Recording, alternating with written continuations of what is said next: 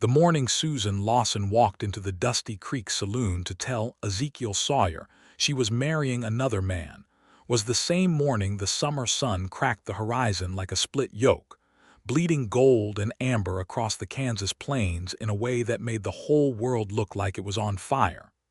Dusty Creek, Kansas, 1878.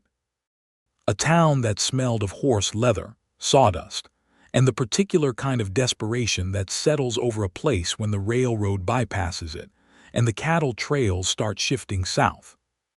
It was a town of about 300 souls clinging to the edge of the frontier with the stubborn tenacity of prairie grass.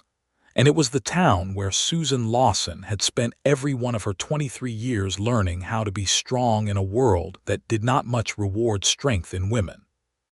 She stood at the entrance of the saloon for a moment before pushing through the swinging doors, her cotton dress the color of sage, her dark hair pinned back beneath a wide-brimmed bonnet that she had sewn herself, because there was never enough money to buy things that were not strictly necessary. Her hands were rough from working her father's farm, her boots were scuffed at the toes, and her jaw was set in the particular way it always got when she was about to do something she did not entirely want to do. Ezekiel Sawyer was sitting at the back table with a cup of coffee and a hand of solitaire spread out in front of him, though he was not really playing it. He was 26 years old, lean through the chest and broad through the shoulders, with dark hair that curled slightly at the collar and eyes the color of deep creek water, that blue-green that shifts depending on the light and never quite settles on one thing.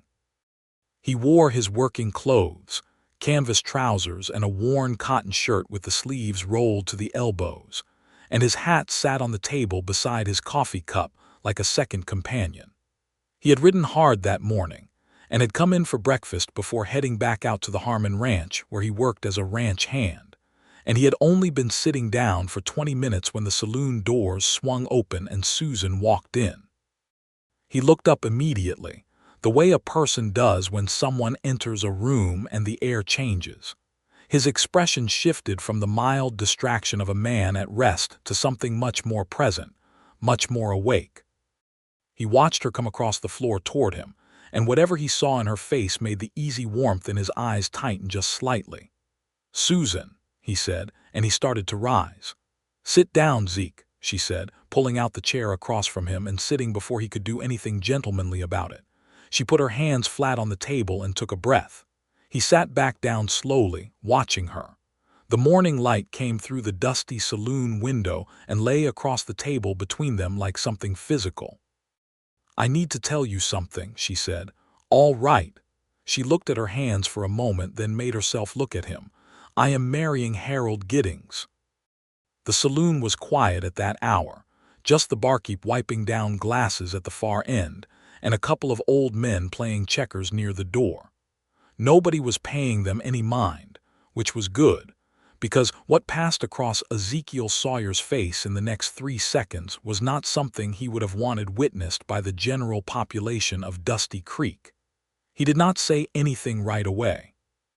He looked at her the way a man looks at something he is trying to understand, like a map with a missing piece, like a sky that was clear a moment ago that has now gone unexpectedly dark. Then he said very quietly, "Harold Giddings." "Yes, the banker. He has a house," she said. "A real house, Zeke. Not a rented room and not a farm that is 3 months behind on its payments. He has a house with 4 rooms and a garden, and he does not owe anyone anything, and my father is sick and my brothers are young and I have to think about what is practical." Something moved behind Ezekiel's eyes that he did not let reach his face. He picked up his coffee cup, looked at it, set it back down. "When?" he said. 2 weeks. We announced it last evening at the Giddings house. His mother made a supper." He nodded slowly. The card in his hand, the Queen of Hearts he had been holding without thinking about it, he set it down on the table face up. "Does he know," Ezekiel said carefully, "about the conversations we have had, about the things we have? He knows we are friends," Susan said, and the word friends came out of her mouth like something she did not fully believe, like a coat that no longer fit but she was still trying to wear. "Friends," he repeated. "Zeke." "All right." He pushed back his chair. He stood slowly, and then he looked at her for a long moment with those creek-water eyes, and he picked up his hat from the table. He turned toward the door, and then he stopped. He pulled out the chair next to the entrance, the one that sat just inside the saloon doors facing the street, and he sat down in it. He set his hat on his knee. He looked out through the gap in the swinging doors at the dusty street beyond. "What are you doing?" she asked. "I will wait outside," he said. She stared at him. "Wait for what?" He turned and looked at her over his shoulder, and there was nothing dramatic in his expression, nothing designed to make her feel anything. It was simply honest, the way Ezekiel Sawyer always was, painfully, quietly honest. "In case you change your mind," he said. He turned back to the street, settled his hat on his knee, and waited.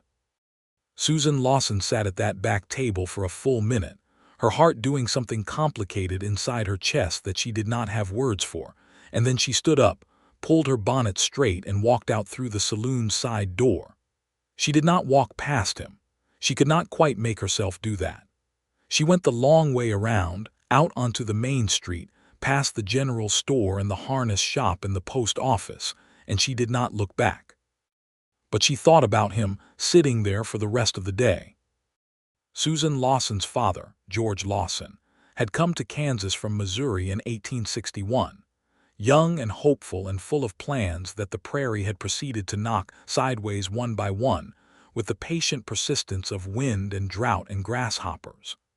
By 1878 he was 54 years old, and his heart was giving him trouble, and the farm he had staked his whole life on was producing less every year. He had two sons, Thomas, who was 16, and Billy, who was 14, and one daughter, Susan, who had, in the absence of a living mother, become the person who held everything together. Their mother, Margaret Lawson, had died of fever in 1872 when Susan was 17, and in the 6 years since, Susan had learned to bake bread and manage accounts and speak to creditors with a polite firmness that kept them at bay.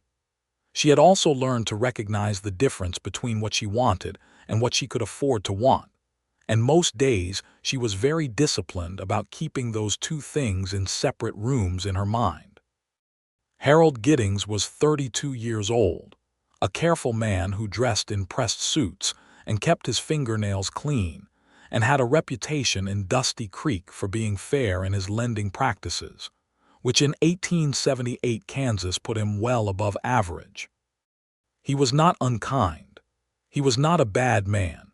He had come to Susan's father's farm 3 weeks ago to discuss the outstanding loan on the property, and somewhere in that conversation he had looked at Susan in the kitchen doorway and decided that he wanted to marry her.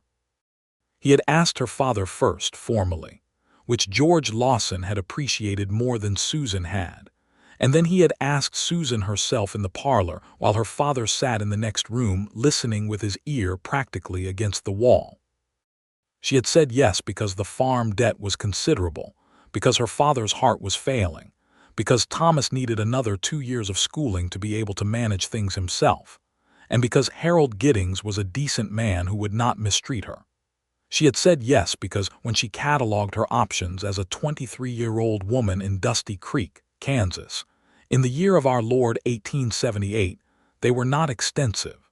She had not said yes because she was in love with Harold Giddings. She had known Ezekiel Sawyer for 3 years. He had come to town in the spring of 1875, hired on at the Harmon Cattle Ranch about 4 miles east of Dusty Creek, and he had appeared at the Saturday market one morning, buying coffee and dried beans with the quiet, self-contained manner of a man who had learned to need very little. She had been selling the farm's extra eggs. He had bought a dozen and told her they were the best eggs he had ever seen, which was such an obviously ridiculous thing to say about eggs that she had laughed before she could stop herself, and he had smiled at her laughter like it was something he had been hoping for. They had not courted, exactly. He had no money to court anyone in the traditional sense. What they had done was talk. At the market, at church, on the occasions when his work brought him near the Lawson farm, and he stopped to help with whatever needed helping, which he did with a naturalness that never felt presumptuous. He had helped them mend fence after the storm of '76. He had helped bring in the harvest last autumn when George Lawson's heart first started giving trouble, and Thomas was still too young to manage the heavier work. He had sat on their porch in the summer evenings and drunk her father's coffee and talked about everything and nothing, about the sky and the land, and what he thought about when he was riding the open range alone, which was more than most men in Dusty Creek were willing to admit they thought about anything. And somewhere in those 3 years, without either of them quite naming it, something had grown between them that was large and real and inconvenient. She had known he could not offer her what Harold Giddings could offer. He was a ranch hand. He made $30 a month and had saved some of it, enough for a good saddle and a horse of his own, but not enough for a house or a farm or the kind of stability that her family needed. And so she had kept the feelings in that separate room in her mind, the one where she put things she could not afford to want, and she had said yes to Harold Giddings, and she had gone to tell Ezekiel because she could not bear for him to hear it from someone else. She had not expected him to say he would wait outside.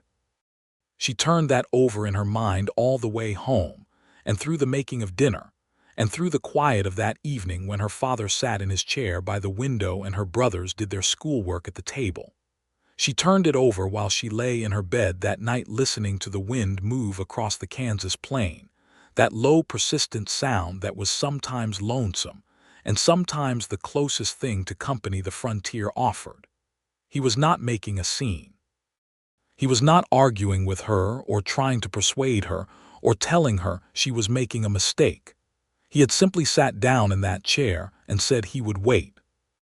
As if waiting was a thing he had decided to do the way other men decided to take up a trade, quietly and with conviction.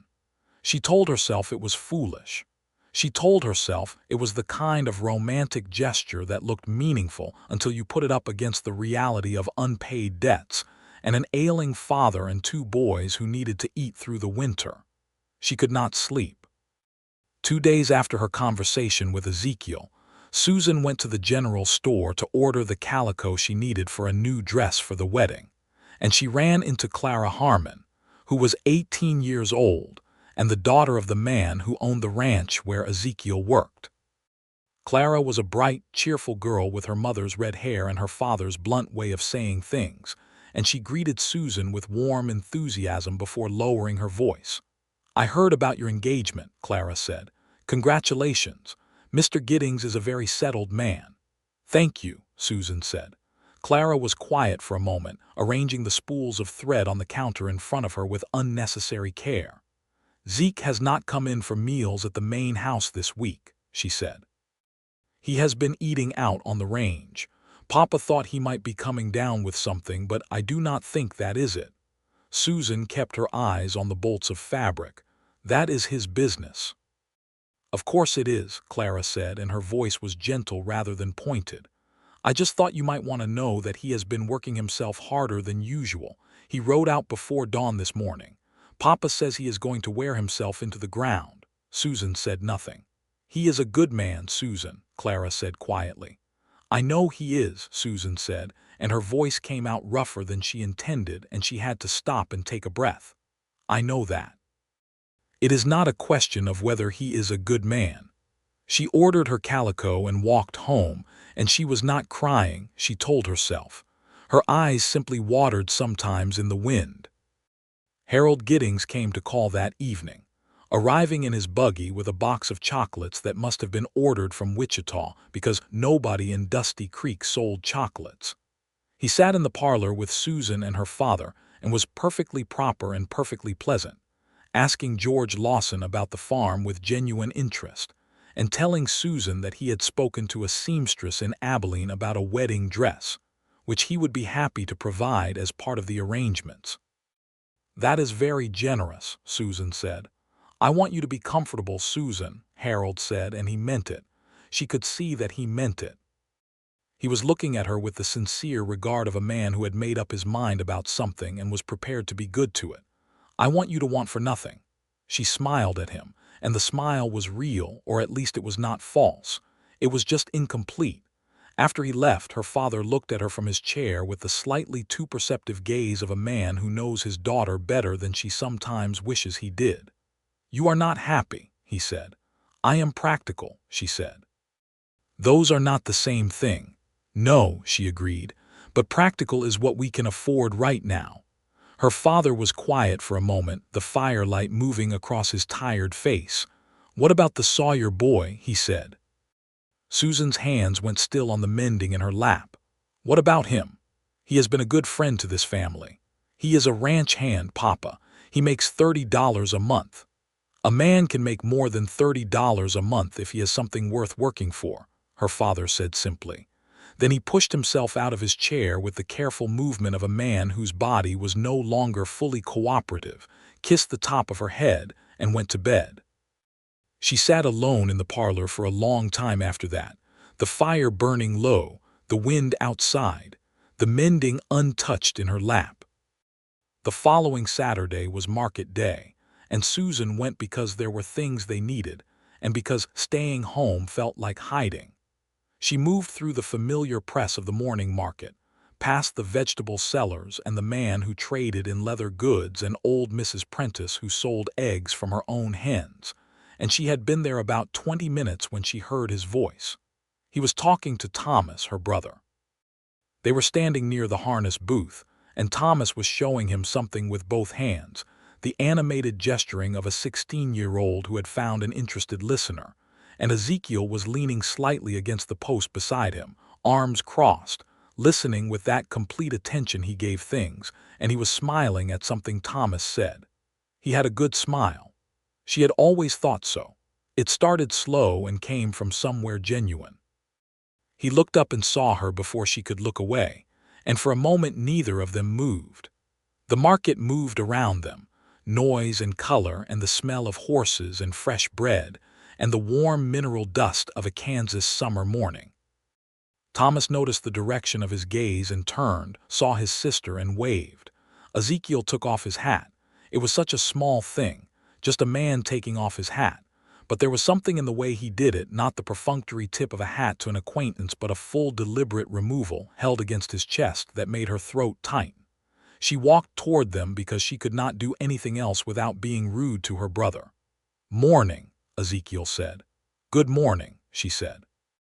Thomas, bless him, immediately launched into telling her about the saddle repair he and Ezekiel had been discussing, and she let herself be carried along by her brother's enthusiasm for a few minutes, nodding at the right moments, while Ezekiel stood slightly to the side and said very little.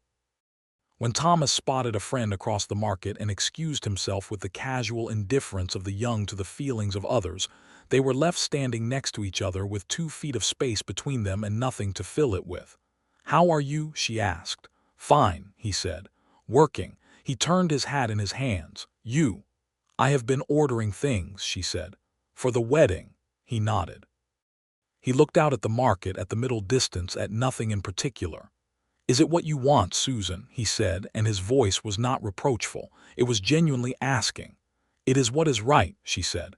"That is not the same as what you want," he said, and the words were so exactly an echo of what her father had said that she felt something lurch inside her. "Zeke, I am not trying to argue with you," he said, and he looked at her then with those clear eyes. "I promised myself I would not make this harder for you.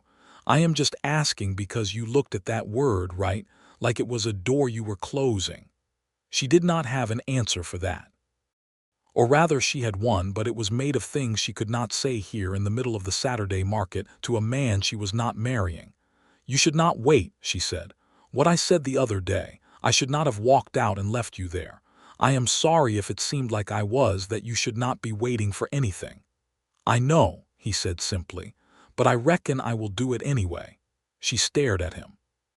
He put his hat back on, touched the brim with 2 fingers in a gesture of farewell, and walked away through the crowd. She watched him go, and she was aware of Mrs. Prentice watching her from 3 stalls down with the particular alert interest of an old woman who has seen everything and forgot nothing. The week that followed was busy with the practical work of a wedding approaching. Harold Gittings's mother, A compact, efficient woman named Vera, who had very decided opinions about table linen, came to call twice to discuss the arrangements.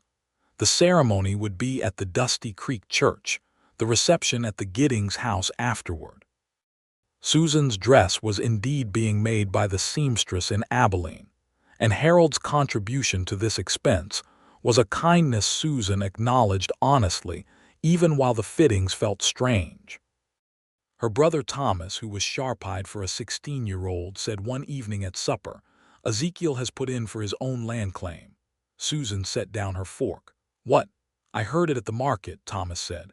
"He has filed for a homestead claim on the quarter section east of the Harmon property, 160 acres under the Homestead Act.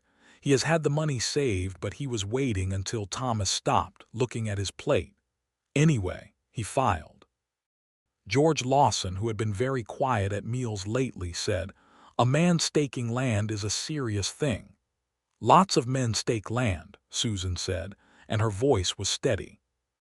"Zeke has been saving for 3 years," Thomas said, with the particular unjudging directness of the young. "He told me once he wanted his own place, his own cattle. He said he did not want to be a hired man his whole life." Thomas looked at his sister. "He did not say anything else about it. I am just saying."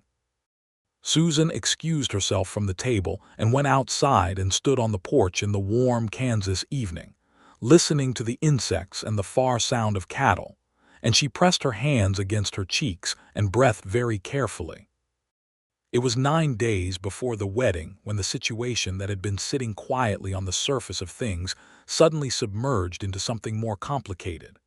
Harold Giddings came to the farm early, before breakfast, with his hat in his hands and an expression that suggested he had not slept. He asked to speak to Susan alone, which her father allowed with a concerned look, and he and Susan stood on the porch while the morning came up golden and warm around them. "I need to tell you something," Harold said, "and I need you to hear it honestly." "All right," she said. He looked at his hat, then at her. "My mother has told me something. She has been watching the town the way she does, and she tells me that Ezekiel Sawyer has been seen sitting outside the saloon on several mornings this week, just sitting there, and she says that people are talking. She says," he paused, and to his credit he looked genuinely uncomfortable rather than angry. "She says people are suggesting that he is waiting for you to change your mind." The morning air was very still. "Is that true?" Harold asked. "Not what he is doing. I cannot control another man. But is there something I should know about the two of you?"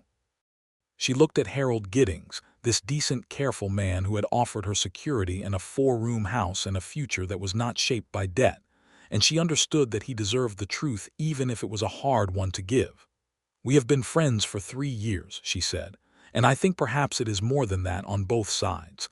I have not acted on it. I have not encouraged it, but I would be dishonest if I told you there was nothing there." Harold was quiet for a long moment. The morning birds were loud in the cottonwood at the edge of the yard. "Do you love him?" Harold asked. The word landed between them like a stone in still water. "I do not know," she said, and she hated herself a little for the cowardice of it because she thought she did know, she just did not know what to do with the knowing. Harold put his hat on his head slowly. He looked out across the farm at the dry fields and the leaning fence and the old barn that needed a new roof. He was a fair man. She had always known he was a fair man. "I am going to ask you to do something," he said. "Before we go forward, I want you to talk to him. Properly. Not the way you have been dancing around it. I want you to go and talk to him and then come back and tell me that you choose this, that you choose me, and you choose the life I am offering you because it is what you want. Not because it is what makes sense. Because if you come back and tell me that, I will believe you and we will proceed, and I will do everything I can to make you glad of it. But I cannot marry a woman who is half somewhere else." She stared at him. "Harold, I have some pride," he said, but not unkindly. "And I would like, if at all possible, to marry a woman who is fully present at her own wedding." He tipped his hat to her, walked back to his buggy, and drove away down the road toward town, and Susan stood on the porch and watched him go with the particular feeling of a person who has been given a gift they were not sure they deserved. She found Ezekiel at the homestead claim in the late afternoon, which is where Thomas told her he would likely be after his work at the Harmon Ranch was done. He had been out marking the boundaries of his land, the 160 acres of Kansas prairie that were now, thanks to the Homestead Act, conditionally his if he could prove it up over 5 years. She rode out on the farm's old brown mare, following Thomas's directions east along the creek, and she found him standing at the top of a low rise with his hat pushed back on his head, looking out over the land. He heard her coming and turned, and the expression that crossed his face when he saw who it was lasted only a moment before he contained it. But she saw it, that unguarded flare of something bright, and it told her more than a week of talking might have. She dismounted and tied the mare to a scrub oak at the bottom of the rise and climbed up to where he was standing. "Nice land," she said, because she needed to start somewhere. "Yes," he said. He looked back out over it. The light was the particular amber of late afternoon in Kansas, the kind that makes everything look like it has been hammered from copper. Creek on the east boundary. Good grass once it is managed. Soil is decent. What will you do with it? Cattle to start. Maybe 10 head to begin. Build up over the years. He paused. There is a good spot for a house on the south side near the old cottonwood grove. Good shade, good water. She looked at the cottonwood grove. It was lovely. It was the kind of spot where a person might sit in the evening and watch the sunset and feel like the world was not entirely indifferent to them. "Harold came this morning," she said. Ezekiel did not look at her. He kept his eyes on the land. "He told me to come and talk to you," she said. "Properly. He said he could not marry a woman who was half somewhere else." A muscle moved in Ezekiel's jaw. "He is a good man," he said, and he said it with the kind of honesty that cost something. "He is," she agreed. "He is a better man than most in Dusty Creek would be in his position." "What do you want to talk about?" Ezekiel asked. "I want to talk about the fact that you have been sitting outside the saloon every morning," she said, "and about the fact that you filed your homestead claim last week, and about the fact that when I walked up this rise just now, you looked at me like." She stopped. "Like what?" he said, and now he turned to look at her, and the late afternoon light was full on his face, and she could see everything there, all of it, the thing he had been carrying for 3 years with the quiet steadiness of a man who was used to carrying things. "Like I was something worth waiting for," she said. The wind moved through the prairie grass around them. Far away, across the flat land, a hawk was making slow circles in the copper sky. "You are," he said. It was very simple. He did not make a speech of it. He just said it the way he said everything, directly and without decoration.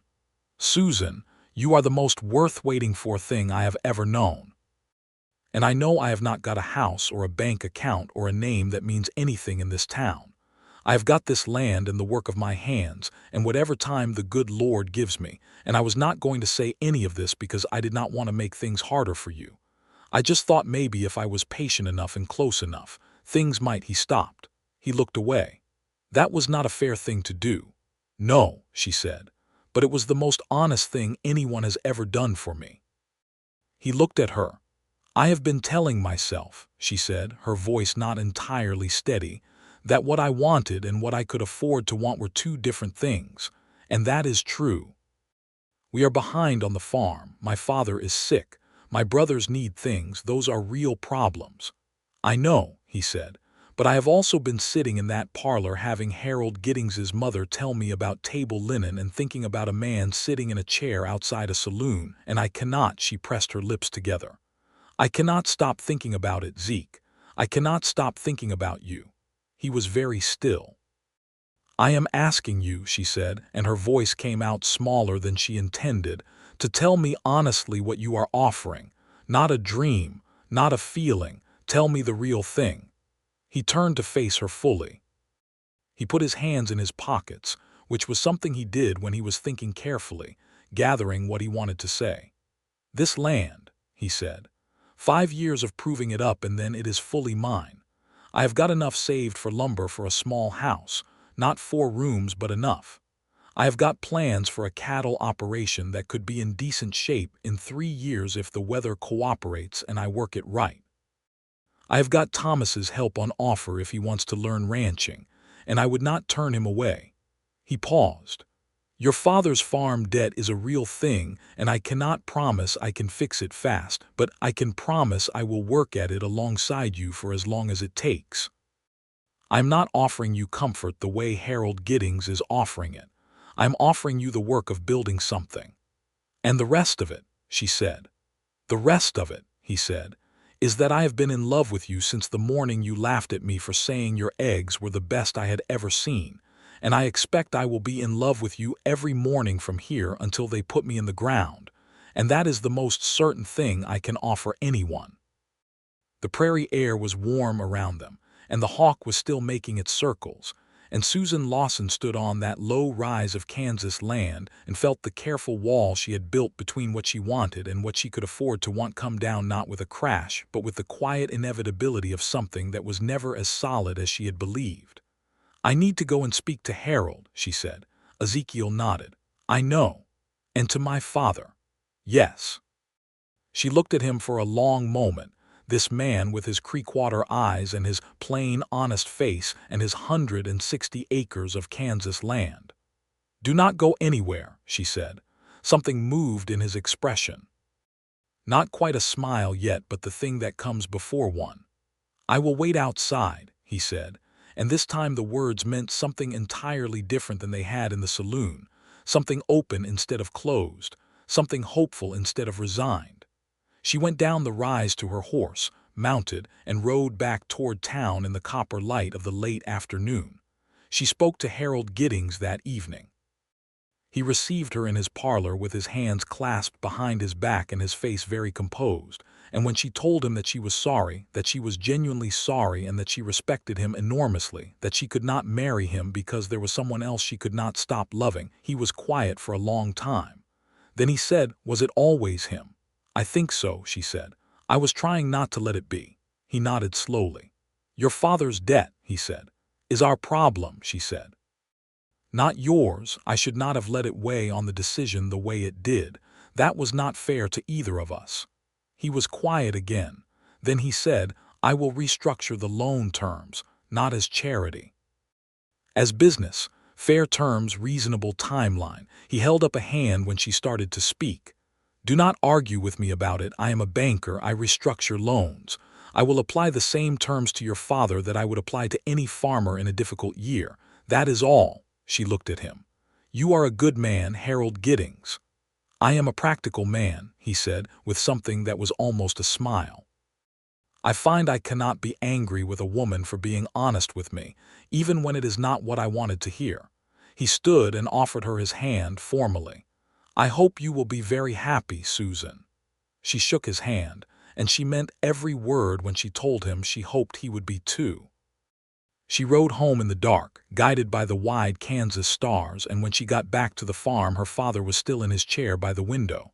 He looked at her face when she came in and he said, "Well, I ended the engagement," she said. Her father was quiet for a moment. Then he said, "And Sawyer, I told him not to go anywhere."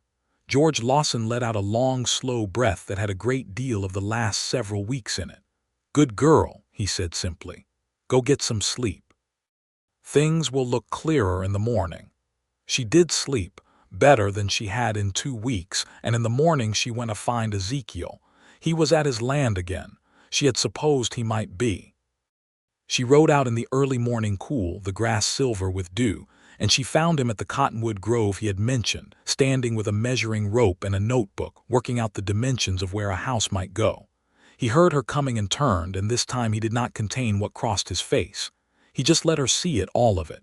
She dismounted and walked to him across the dewy grass, and she said, "I spoke to Harold." "I know," he said. "Word travels." "Of course it does," she said. It was Dusty Creek. By noon everyone in town would know the engagement was off. "Zeke, I would very much like for you to ask me properly, if you are going to ask me." He put down the rope and the notebook. He looked at her across the morning light.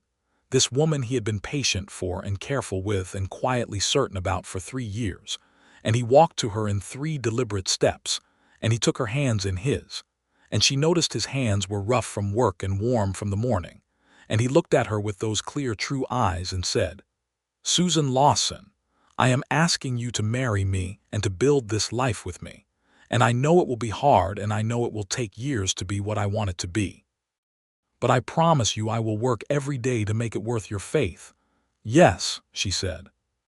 And then, because 3 years of careful restraint had apparently reached its limit, she put her free hand against his jaw and kissed him, there in the cottonwood grove on his 160 acres, with the Kansas morning wide and gold around them. He kissed her back with the same thoroughness and conviction he brought to everything. And when they finally separated, she was laughing softly and he was smiling, that slow, real smile she had always thought was particularly his. "We are going to have to tell the town," she said. "I expect they already know the half of it," he said. "Vera Giddings is going to be very put out," Susan said. "Yes," he agreed cheerfully. "She is."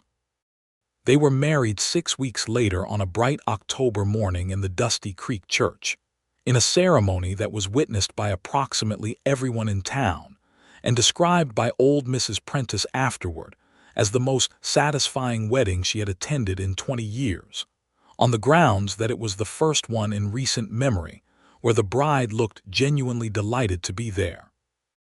Susan wore a dress she and Clara Harmon had made together from the calico she had originally ordered for a different wedding entirely, and it suited her considerably better than an Abilene seamstress's creation might have because she had made it herself, and it was exactly what she wanted.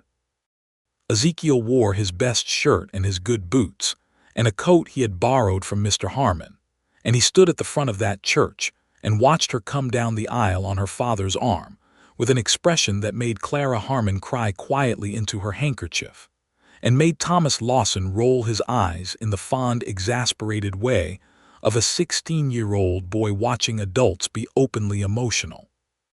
George Lawson gave his daughter away with a firm handshake for Ezekiel and a long embrace for Susan, and he was smiling, but his eyes were bright.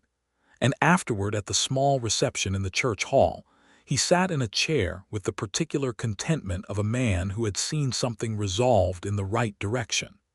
Harold Giddings attended the wedding. Nobody had quite expected this, including Harold himself when he had accepted the invitation, but he had reasoned that small towns were small, and that avoiding the event would create more talk than attending it with good grace. He sat near the back.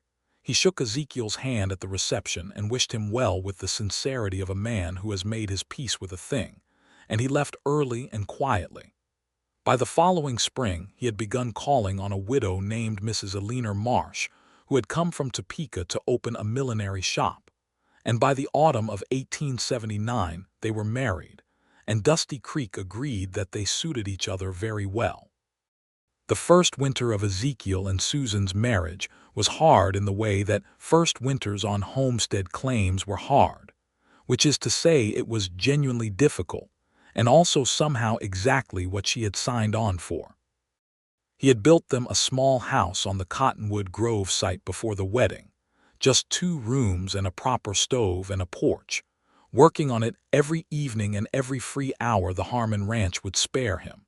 And Thomas had helped him on the weekends with the energy of a young man who had decided that ranching was what he wanted to do with his life, and was treating every opportunity to learn it as a gift.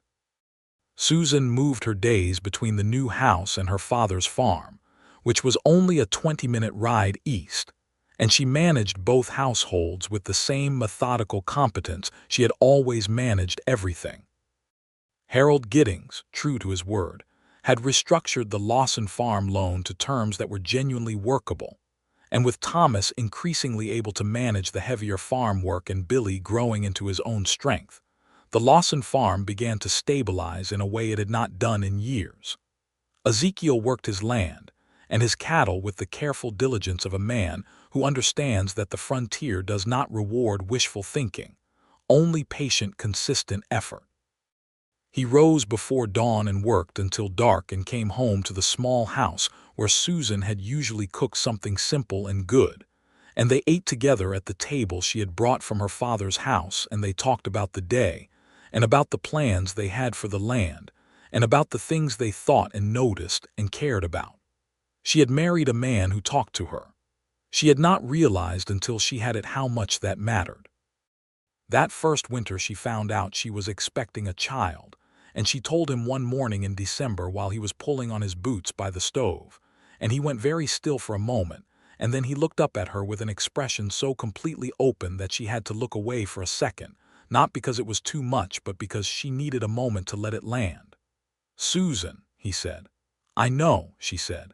"It is early days. I wanted to tell you right away."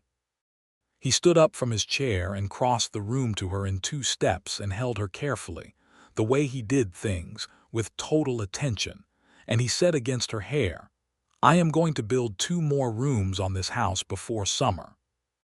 She laughed into his shoulder. "One thing at a time," she said.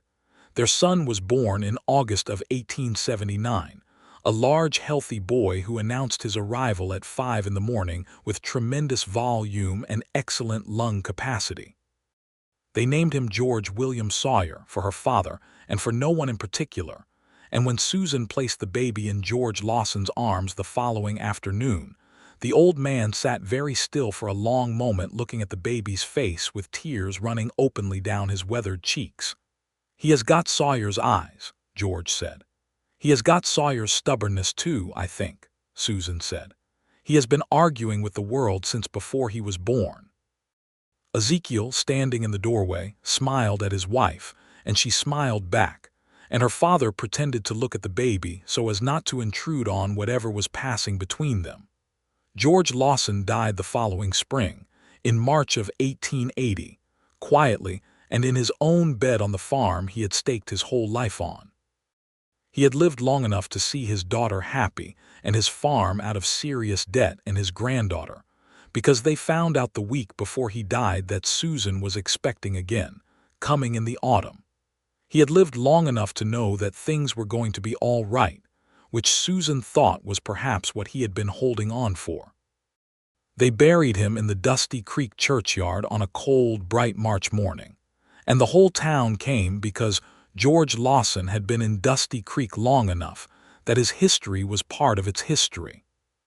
Ezekiel stood beside Susan through the whole of it with his hand at the small of her back, present and steady in the way he was always present and steady. And afterward, when they were home and the baby was asleep and the house was quiet, she sat at the kitchen table and cried for a long time, and he sat beside her and did not try to fix it, just kept his hand on hers and let her grieve properly.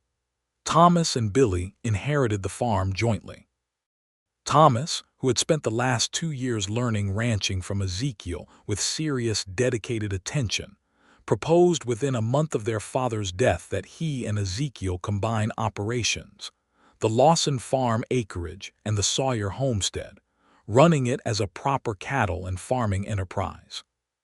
He was 17 then, nearly 18, and Ezekiel sat down with him and worked through the numbers with the care of a man who had learned to respect what young Thomas was capable of, and they came out with an arrangement that made sense for everyone.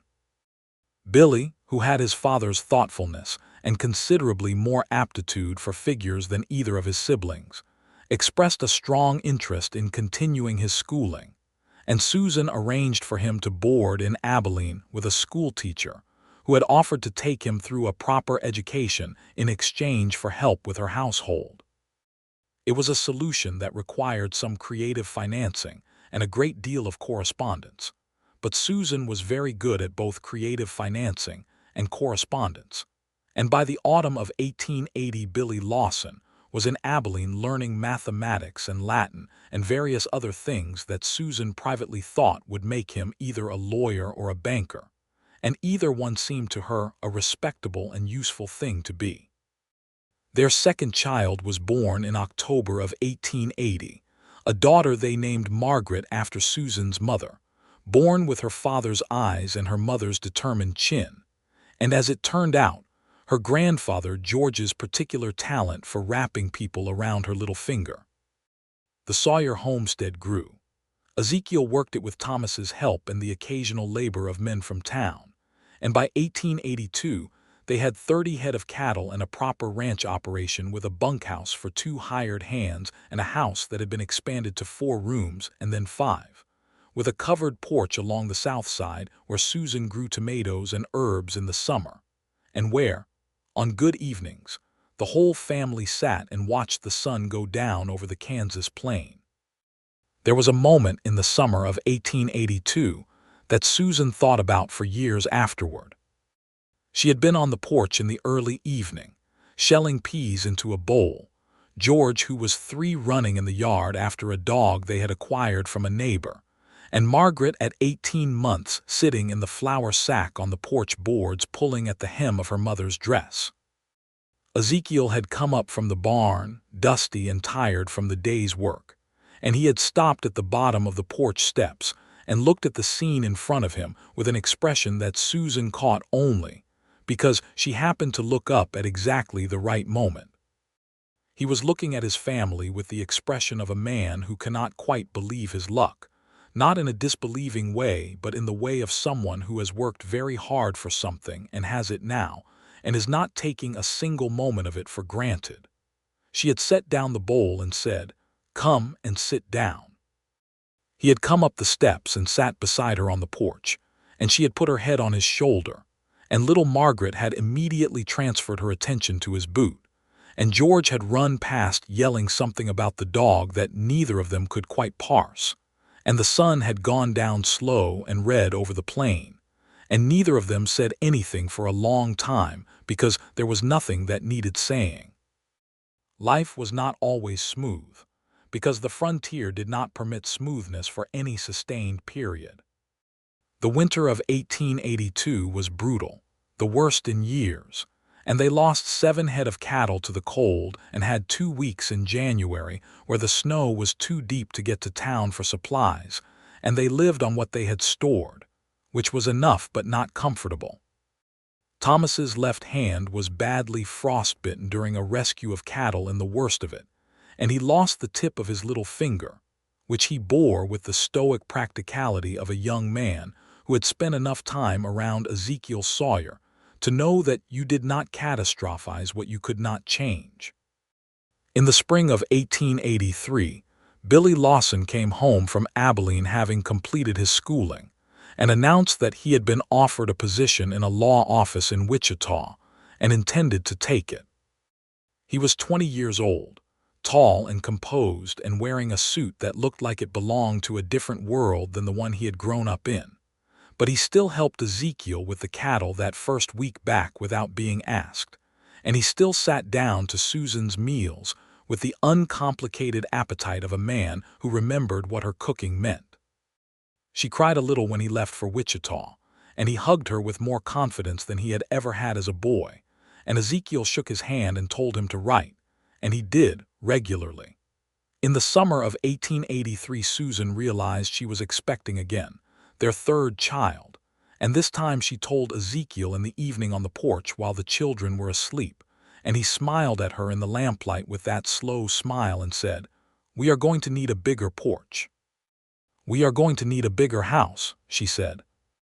They built it the following spring, a proper house, 6 rooms, real lumber glass windows, a kitchen with an actual iron stove and a pantry, a parlor that had space for the upright piano that Ezekiel had somehow, through a combination of savings and a very fortunate horse trade, managed to acquire from a family moving east.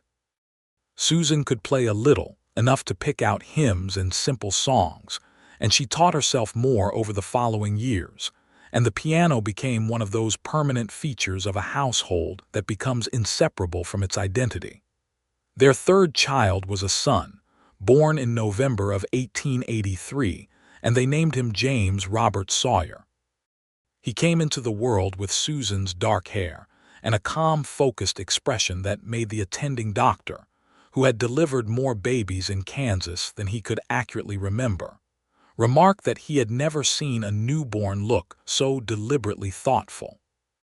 Ezekiel held the baby in the lamplight while Susan slept, worn out and peaceful, and he sat in the chair by the bed with this 3rd child in his arms and thought about the morning 3 years ago when he had sat in that chair inside the saloon door and told a woman he would wait outside.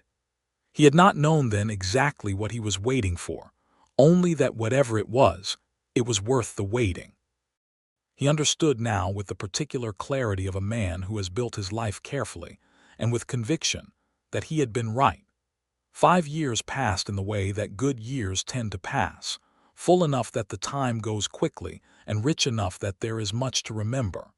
George grew into a serious, capable boy who loved cattle the way his father did, and had his mother's gift for reading a situation accurately. Margaret developed a talent for drawing that surprised everyone, filling the margins of whatever paper she could find with careful detailed pictures of the horses and cattle and birds she observed around her with her large, patient eyes. James remained the thoughtful one, the one who asked the questions that made adults stop and look at each other, the one who listened to everything and filed it away, and produced it again later in some unexpected and invariably useful context. Thomas Lawson, now 23, married a girl named Agnes who had come from Ohio with her family, and who proved to be exactly the kind of steady, competent, cheerful person that Thomas needed beside him to run the farm he had inherited. They had a son of their own in 1885, and the Lawson farm and the Sawyer homestead, operating in combined partnership, were by that point one of the more successful cattle and farming operations in that county. Clara Harmon, who had been kind to Susan during the complicated period before her marriage, married a doctor from Dodge City in 1884 and moved away, but she wrote letters from time to time and was always cordial and warm in them. In 1885, the railroad finally came through the county, not through Dusty Creek itself, but close enough that the cattle operation could reach it in a reasonable drive. And this changed things in the way that railroads always change things, quickly and permanently.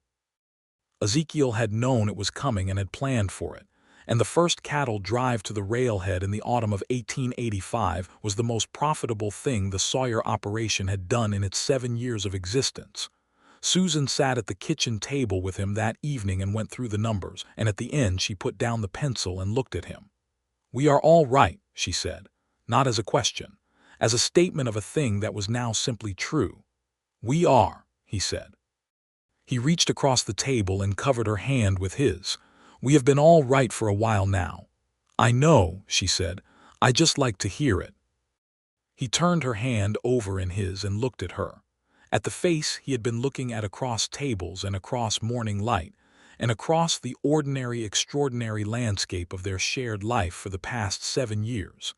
And he thought, as he sometimes did, about all the moments that had led to this one, about an August morning in a saloon with a cup of cold coffee, about sitting in a chair inside a doorway and looking out at a dusty street and deciding that some things were worth whatever it cost to wait for them. "Susan," he said. She was looking at the account book. "I love you," he said.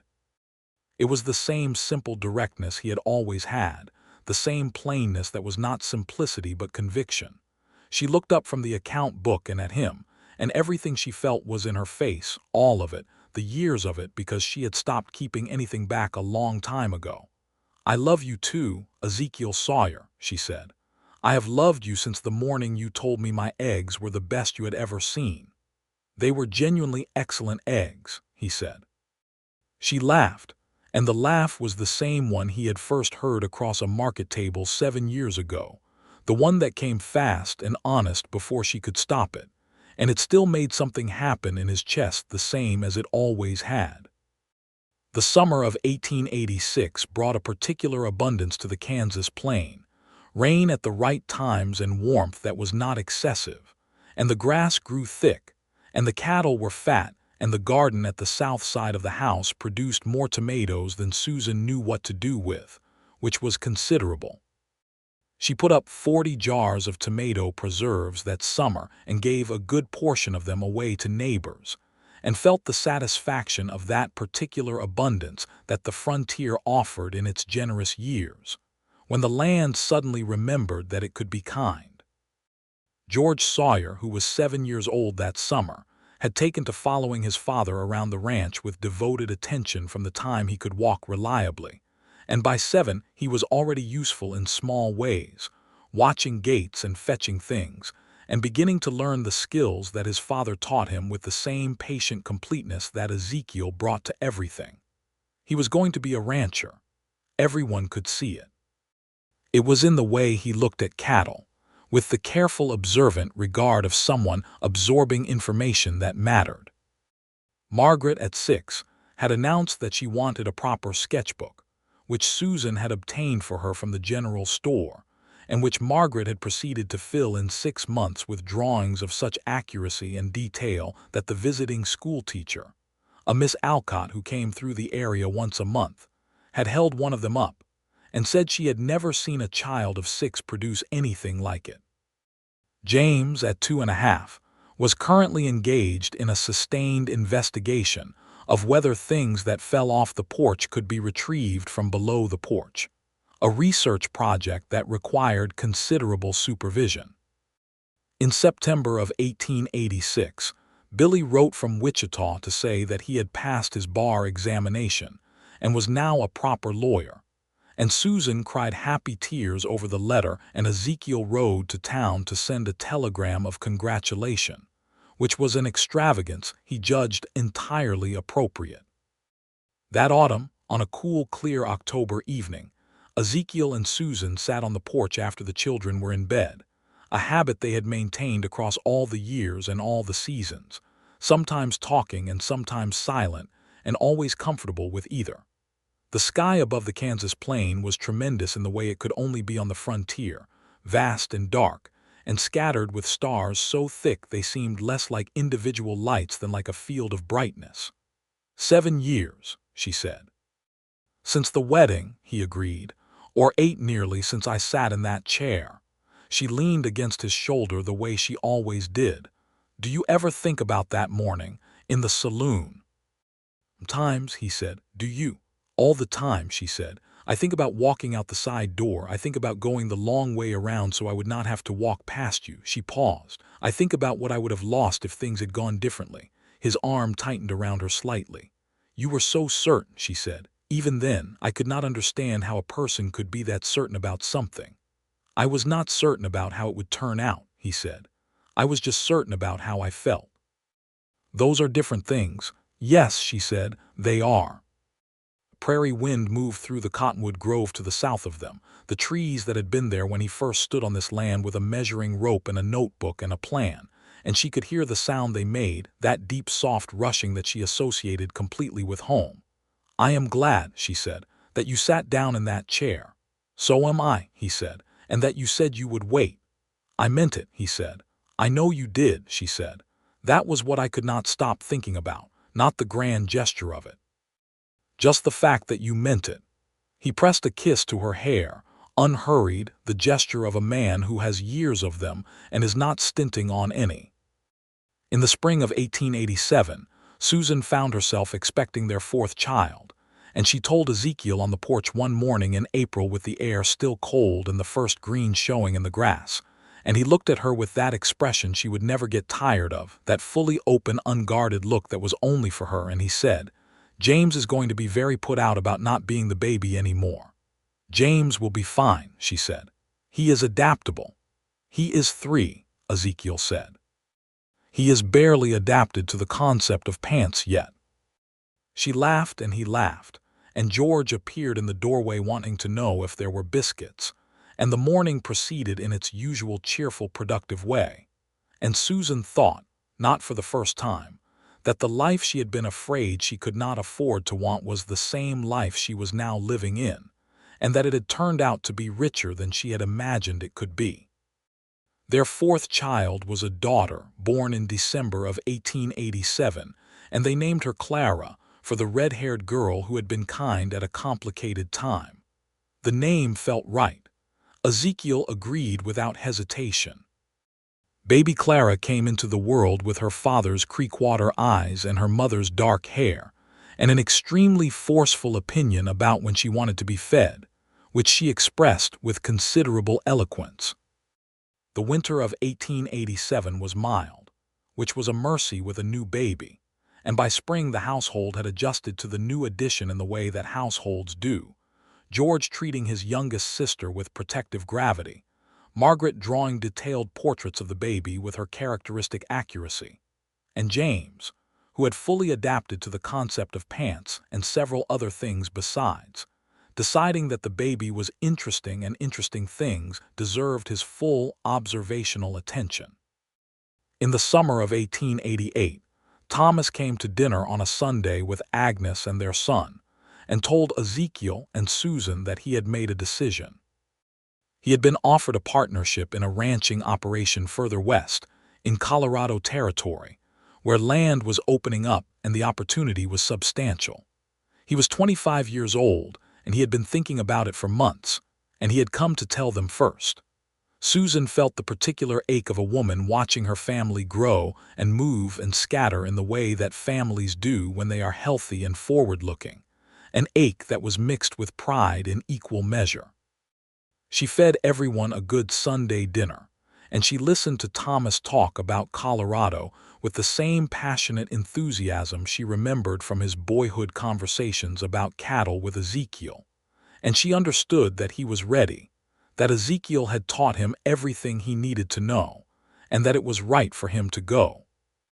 Ezekiel and Thomas spent 2 hours on the porch after dinner going over the details, and she could hear the murmur of their voices from the kitchen where she was washing dishes, the younger man and the older man who had taught him, working through a future the way people work through futures when they trust each other.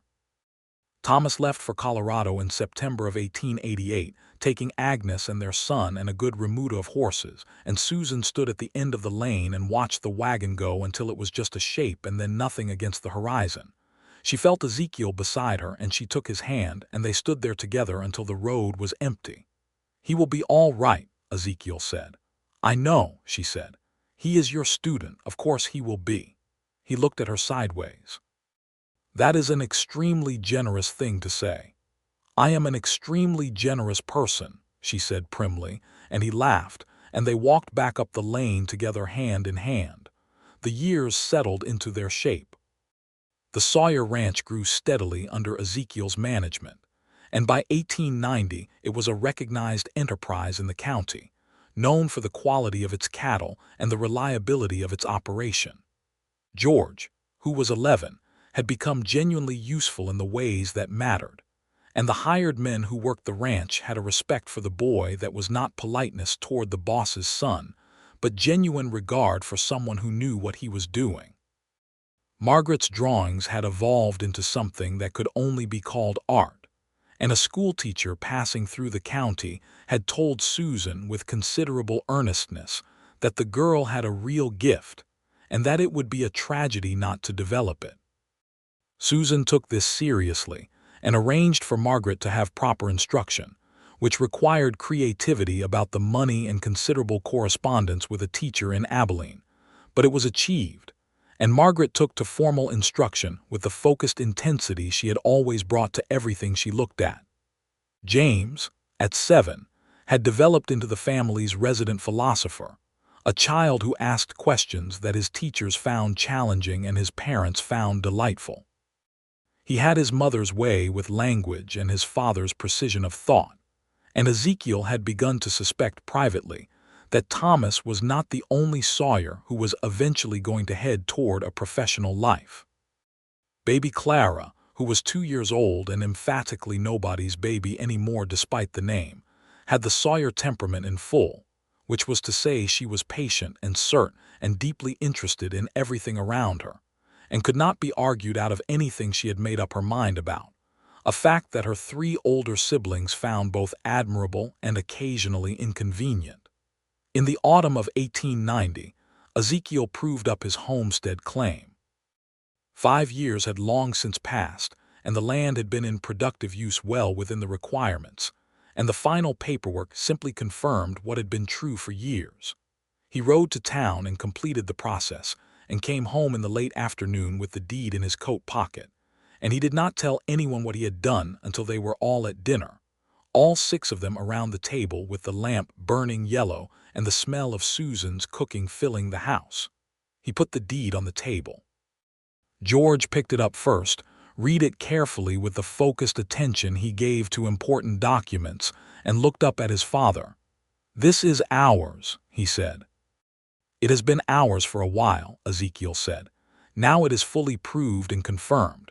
160 acres." He looked at Susan. "We can pass it to whoever comes after us." She reached across the table and took his hand, and it was such a familiar gesture, so entirely their own, that the children barely noticed it. "George William Sawyer," Ezekiel said, "you are looking at the deed to the land your grandfather said a man would work harder for when he had something worth working for." George, who had heard the family story enough times to know it, looked at his father. "Did you know then, when you were working for it?" "I was hoping," Ezekiel said. "Hoping is not the same as knowing. But sometimes hoping is enough to get you to the place where you find out." George considered this with 11-year-old seriousness, and then he looked at his mother, and she smiled at him, and something passed between them that was not quite words but was entirely understood. That evening, after the children were in bed, Ezekiel and Susan sat on the porch with the deed on the table between them and the stars overhead, and the cottonwood grove murmuring to the south in the October wind. And Susan looked at the deed with its official seals and careful printing, and thought about a girl of 23 standing at the entrance of a saloon with her jaw set and her heart doing something she could not name. "I almost made the wrong choice," she said. "You were doing your best," he said, "with what you had in front of you." "I was afraid," she said, "not of Harold, he was a perfectly nice man. I was afraid of this." She gestured not at the deed but at the land beyond it, the dark open land, of something that was not certain. "Nothing worth having is certain beforehand," he said. "No," she said, "you were not certain, you were just willing." She looked at him. "You were willing to sit in a chair and wait." "I would have waited a long time," he said. "I know," she said, "and that is exactly why I came back." He looked at her the way he had always looked at her, with that complete attention, and she thought, as she sometimes did, that there was no one in the world who had ever made her feel more entirely seen. Not examined, not assessed, but seen, which was a different thing, a kinder and more difficult thing.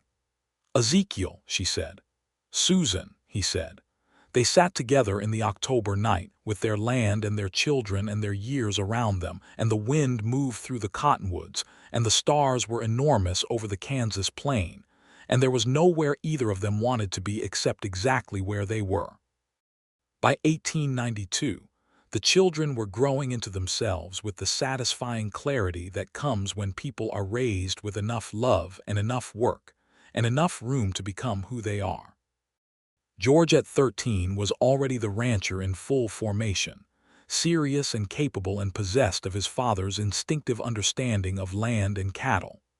Margaret at 12 had produced a series of charcoal drawings of the ranch that her Abilene instructor had sent, with Margaret's permission and Susan's pride, to a small exhibition in Topeka, where they had attracted favorable comment. James at 9 was reading everything he could get his hands on, and generating more interesting questions than most adults in Dusty Creek could answer. Clara at 4 was entirely her own person, which was not a surprise to anyone. Billy Lawson came home from Wichita that summer for a long visit, a successful lawyer now of 29, with a good practice and the confident manner of a man who has made something of himself. And he sat on the porch with Ezekiel in the evenings and talked about law and land, and the changes coming to Kansas as it grew and settled. And they got on well in the way that men get on well when they have earned each other's respect over time. Billy had brought with him a woman named Ruth, a schoolteacher from Wichita whom he introduced with the slightly careful manner of a man who is hoping the important people in his life will like the important person in his. And Susan liked her immediately, and Ezekiel shook her hand with the same directness he brought to everything, and said it was very good to meet her.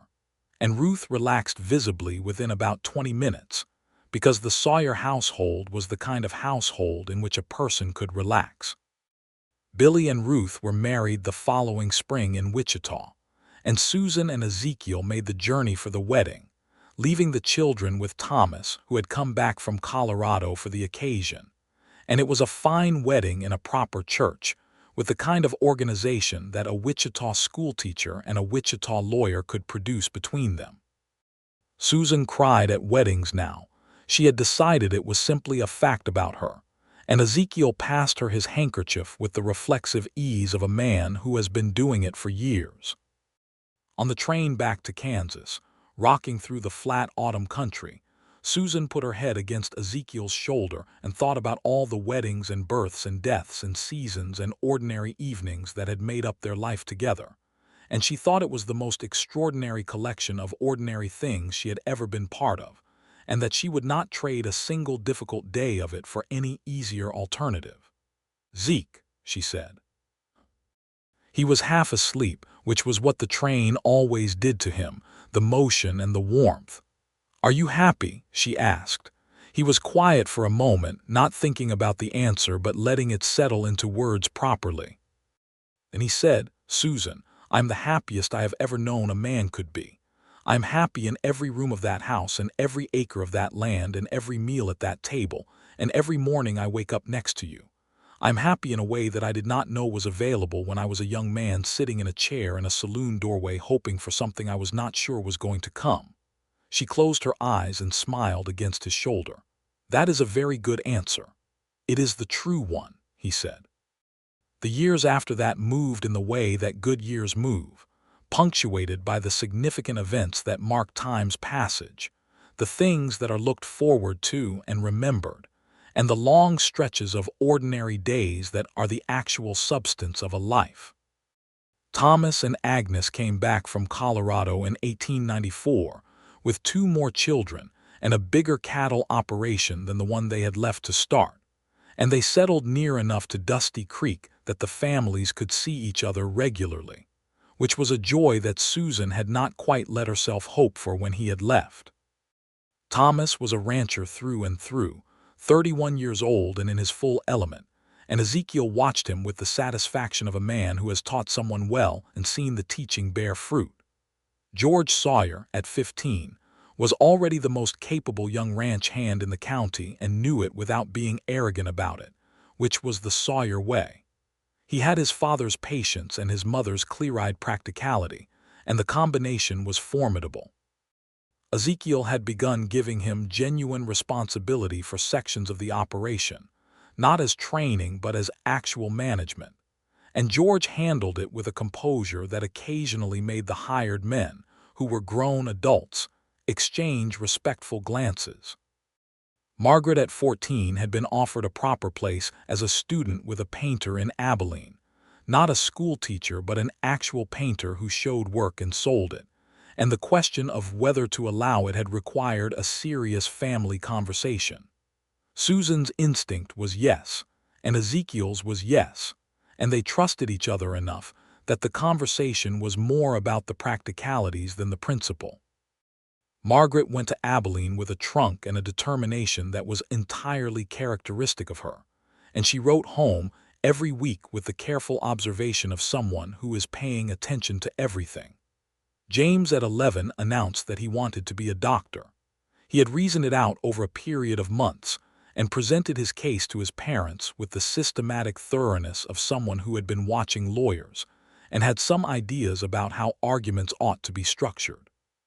Susan and Ezekiel listened to the whole thing and then looked at each other and agreed.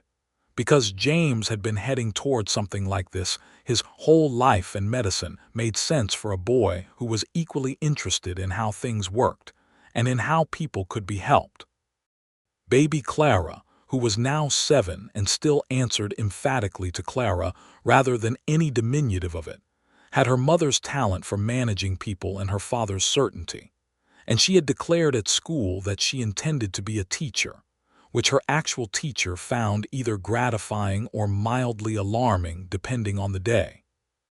On a warm evening in June of 1895, Susan and Ezekiel celebrated their 15th wedding anniversary on the porch of the house they had built, with the 4 children ranging in age from 8 to 16 scattered around them in various states of useful occupation. George was mending a bridle. Margaret, home for the summer from Abilene, was sketching. James was reading. Clara was doing something elaborate with a piece of string that she claimed was a mathematical investigation.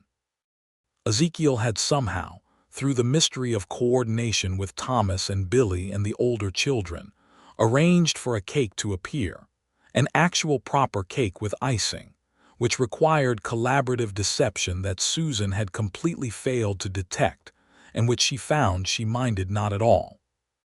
They sat on the porch with the cake and the Kansas evening, and George, who was the only one of the children who understood anniversaries properly yet, raised his cup of water and said with the gravity of a 15-year-old making a toast, "To Mama and Papa." Clara raised her cup immediately and enthusiastically. James looked up from his book and did the same.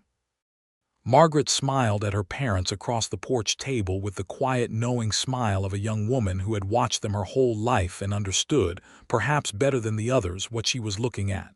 Susan looked at Ezekiel. He looked at her. He raised his cup. "To the most excellent eggs," he said, "I have ever seen." She laughed. She could not help it. She never could with him. He smiled at her laughter the way he always had, like it was something he had been hoping for. And it occurred to her that some things never changed, and that was precisely the miracle of them.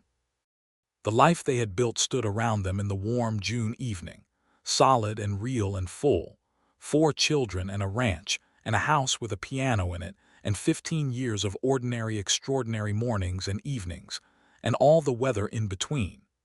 It stood complete and whole, a thing they had built together from the particular combination of his patience and her courage, and both of their willingness to choose the harder and realer thing over the safer and simpler one. And in the cottonwood grove to the south, the trees, they had been there since before either of them, made their deep, slow sound in the evening wind, the sound that meant home, and the Kansas stars came up one by one in the settling dark. And Ezekiel Sawyer sat beside his wife on the porch of the house they had built on the land he had proved up, and he was exactly where he had always been headed, and she was exactly where she had always, underneath everything, known she wanted to be.